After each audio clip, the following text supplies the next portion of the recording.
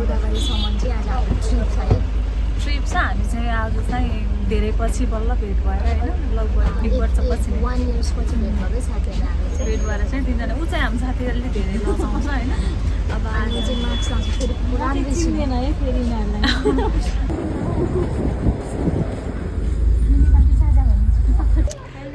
हामी चाहिँ अहिले गोदावरी झरिसक्यौँ गाडीबाट चाहिँ। अब हामी भित्र पार्कमा जाने। मलाई नि देखाउ न। ऊ चाहिँ कि मास्क लगाइराख्यो, अहिले चाहिँ देखिरहेको। अब हामी चाहिँ अब ड्रेस लगाउने अनि त्यसपछि चाहिँ पार्कभित्र जाने। यहाँ चाहिँ हामी भित्र गएर खानको लागि चिप्सहरू किन्दैछौँ र किनिसकेको छौँ। त्यो साथीहरू चाहिँ पेमेन्ट गर्दैछ। सामान बोकेर जाँदैछौँ गोदावरी पार्कतिर।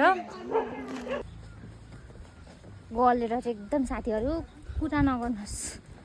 आज पार्कमा आएको अरे हाइकिङ आज जस्तो गोदावरी हाइकिङ।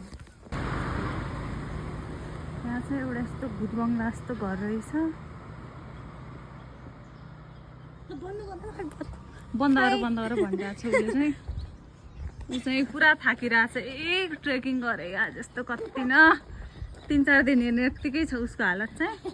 हामी चाहिँ गार्डनमा चाहिँ घुमिरहेछौँ कि अनि यहाँ चाहिँ मेरो 2जना साथीहरू छन्। यो भ्लग चाहिँ उसकै होला। अनि हामी चाहिँ यहाँनिर घुमिरहेछौँ। आज एकदमै रमाइलो भइरहेछ।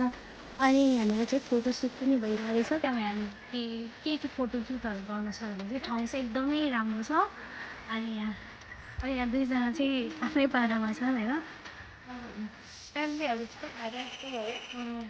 फ्यामिली पिकनिकहरू सबै अब नेचर एकदमै पिस चाहिएको छ भने चाहिँ यहाँ चाहिँ एकदमै राम्रो छ होइन। त्यो काठमाडौँको ट्यानभन्दा चाहिँ यता बेस्ट हुन्छ। कस्तो राम्रो सिन छ। अनि झन् आज वेदर चाहिँ एकदमै बेस्ट छ। अनि यता चाहिँ म छु तर यो ब्याकग्राउन्डमा चाहिँ मलाई आउँदैन।